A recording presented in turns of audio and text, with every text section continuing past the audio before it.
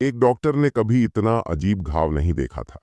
छोटे सुंदर Shao Shuai को खुद नहीं पता था कि उसे यह चोट कब लगी। डॉक्टर ने उसे कुछ त्वचा की दवा दी और कहा कि घर जाकर इसे लगाओ, ठीक हो जाएगा। लेकिन उसी रात शाओ शुआई के घाव से अचानक खून बहने लगा। अगले दिन उसने कई तरह के टेस्ट करवाए, लेकिन कारण फिर भी पता नहीं चला।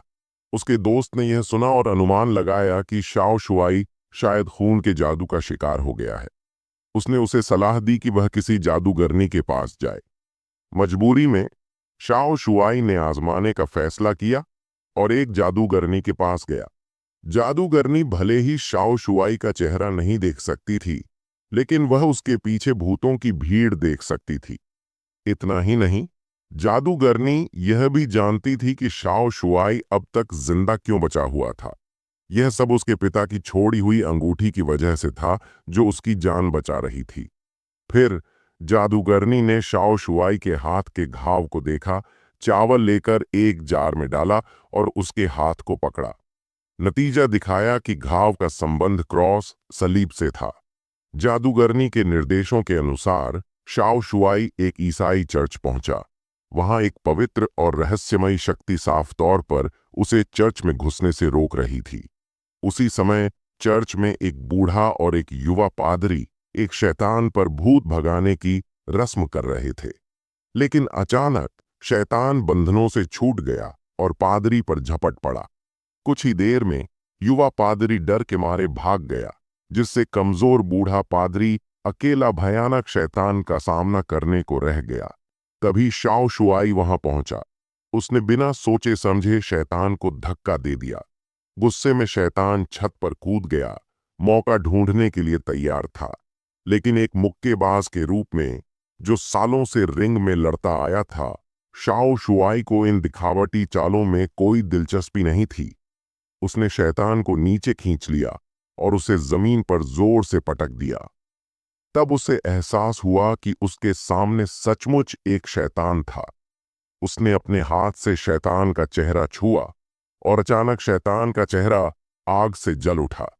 पादरी ने यह देखते ही पवित्र जल लिया और शैतान के सिर पर डाल दिया। शाओ शुआई ने उत्सुकता से अपना हाथ फैलाया और पादरी से पूछा कि यह क्या था। पादरी ने जवाब दिया कि यह यीशु के क्रॉस पर छोड़ा हुआ घाव है, जिसे पवित्र निशान स्टिग्माटा कहते हैं। तभी शाओ शुआई को अचानक एक आवाज सुनाई दी, जो उसे पादरी को मारने के लिए उकसा रही थी। पादरी ने देखा कि शाओ शुआई दर्द से अपने कान पकड़ रहा था। उसने धीरे से एक प्रार्थना पढ़ी और आश्चर्यजनक रूप से शाओ शुआई का दर्द तुरंत कम हो गया। इसके बाद दयालु पादरी खुद शाओ शुआई के घर गया और उसके घर को शुद्ध किया। उसके बाद से शाओ शुआई को बुरे सपने नहीं आए। पहली बार उसे शांति से नींद आई। इस वजह से शाओ शुआई और पादरी का रिश्ता और गहरा हो गया।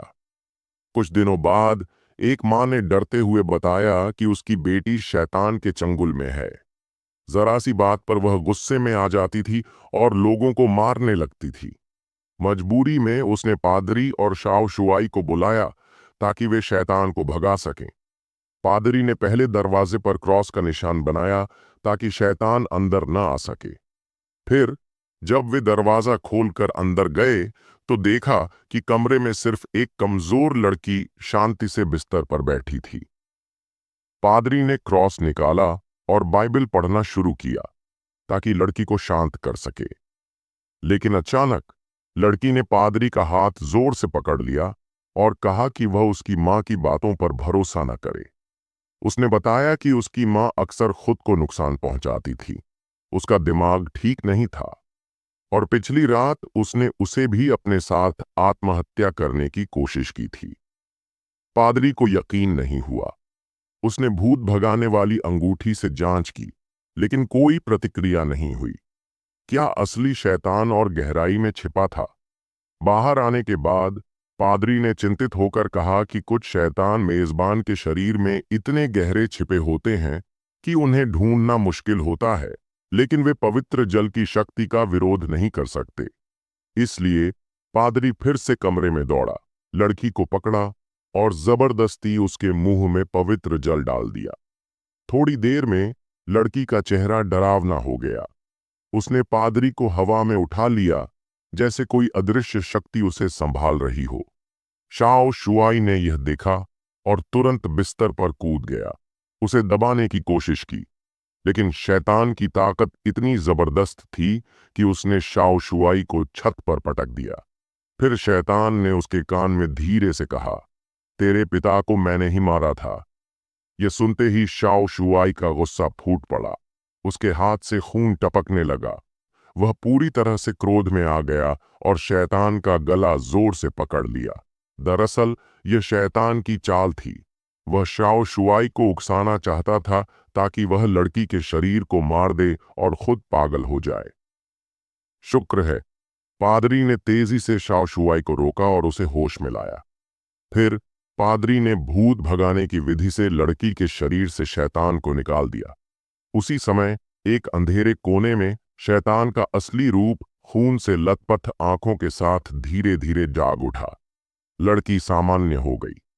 पादरी ने उससे पूछा कि क्या हाल ही में उसका किसी अजनबी से संपर्क हुआ था। लड़की कुछ कहने ही वाली थी कि उसकी आंखों से अचानक खून बहने लगा।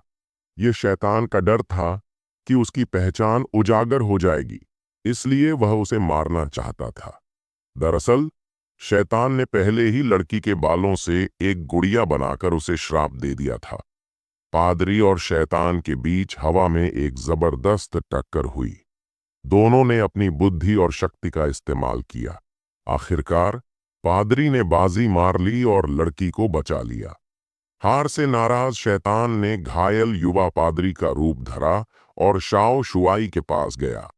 उसने झूठ बोला कि उसके पास भी भूत भगाने की शक्ति है, लेकिन इसका इस्तेमाल करने से शरीर को बहुत नुकसान होता है। उसने बूढ़े पादरी को बदनाम करते हुए कहा कि वह हमारा इस्तेमाल कर रहा है। शाओ शुआई को आधा यकीन हुआ। फिर शैतान ने सड़क पर घूमते एक मासूम बच्चे को देखा और उसके शरीर में प्रवेश कर लिया। वह बच्चा एक भयानक शैतानी बच्चे में बदल गया। अगले दिन वह मठ में उत्पात मचाने लगा। इस शैतान बच्चे के सामने, जो नन्हे नटखट से भी खतरनाक था, ननें कुछ नहीं कर पाईं। वे प्रार्थना करती रहीं, लेकिन शैतान बच्चे ने डरने की बजाय उन्हें डरावना चेहरा दिखाया, जिससे एक नन की नाक से खून बहने लगा। स्थिति बेकाबू हो गई। पादरी ने शाओ शुआई को फोन किया, लेकिन उसने फोन नहीं उठाया। मजबूरी में पादरी अकेले भूत भगाने गया। उसने बच्चे को गले लगाया, जैसे किसी अदृश्य शक्ति से लड़ रहा हो। लेकिन थोड़ी देर बाद शैतान बच्चे ने फिर से आंखें खोल दी और कुर्सी पर कूद गया। उसने पादरी से कहा, मेरे पास 666 शैतान और हैं जो तुम्हारा इंतजार कर रहे हैं। इस तरह एक के बाद एक भूत भगाने की लड़ाई शुरू हुई। पादरी बार बार अपनी शक्ति का इस्तेमाल करता, लेकिन शैतान बच्चा बार बार जाग उठता। आखिरकार पादरी थककर जमीन पर गिर पड़ा और शैतान बच्चा उसे पीटने लगा। पास खड़ी एक मजबूत नन ने पादरी को बचाने की कोशिश की, लेकिन वह भी शैतान बच्चे के हाथों लगभग मरते मरते बची। तभी एक छाया तेजी से अंदर आई और शाओ शुआई ने शैतान बच्चे को दीवार पर पटक दिया। उसने पवित्र आग से बाकी शैतानों को जला दिया। बच्चा सामान्य हो गया। बच्चों ने शाओ शुआई को गले लगाया और कहा, आपने मेरे दोस्त को बचा लिया। हमेशा ठंडे स्वभाव का शाओ शुआई इस बार मुस्कुरा पड़ा। शैतान की योजना नाकाम हो गई। उस रात वह एक कुत्ते के शरीर में घुस गया और अनाथालय में चुपके से घुसा। उसने उस बच्चे को क्रूरता से मार डाला। जब पादरी वहां पहुंचा, बच्चा पहले ही मर चुका था। तभी शाओ शुआई ने देखा कि शैतान बाहर बैठा उन्हें देख रहा था। वह तेजी से उसके पीछे भागा। पादरी उसे रोकना चाहता था, लेकिन बच्चे के शव से अजीब आवाजें आने लगीं। दरअसल शैतान ने शाओ शुआई को दूर भेजकर पादरी को मारने की साजिश रची थी। जब शाओ शुआई को यह समझ आया और वह वापस लौटा, तब तक पादरी को जहरीले हथियार से चोट लग चुकी थी। यह जहर लाइलाज था और इसे खत्म करने का एकमात्र तरीका शैतान को मारना था। शाओ शुआई ने पवित्र वस्त्र पहने, हथियार लिए और अपने गैरेज से सबसे शानदार मोटरसाइकिल निकाली। सिर्फ 3 मिनट में वह शैतान के अड्डे पर पहुंच गया। अंदर घुसते ही 5 गुंडों ने उस पर हमला किया, लेकिन शाओ शुआई ने 3 मिनट में उन्हें हरा दिया। शैतान को लगा कि वह अकेले नहीं जीत सकता। उसने एक प्राचीन कुएं की शक्ति से खुद को मोटी चमड़ी वाले राक्षस में बदल लिया। शाओ शुआई ने देखा कि पुराने भूत भगाने के तरीके इस राक्षस पर काम नहीं कर रहे थे। राक्षस की चालें इतनी तेज थीं कि उसने शाओ शुआई को काट लिया। जहर की वजह से वह बेहोश हो गया और उसकी आत्मा मृत्यु लोक में चली गई। वहां उसे अपने मृत पिता मिले, जिन्होंने उसका हाथ पकड़कर उसे हिम्मत दी। अचानक शाओ शुआई जाग उठा। उसके दाहिने हाथ में पवित्र आग जल रही थी। मरे हुए शाओ शुआई को जीवित देख राक्षस डर गया। कठिन लड़ाई के बाद शाओ शुआई ने पादरी की भूत भगाने वाली अंगूठी से राक्षस को खत्म कर दिया। जैसे ही वह राहत की सांस ले रहा था, कुएं से अनगिनत हाथ निकले और राक्षस को नीचे खींच लिया, जैसे उसे फिर से बनाया जा रहा हो। लगता है शाओ शुआई के लिए आगे बहुत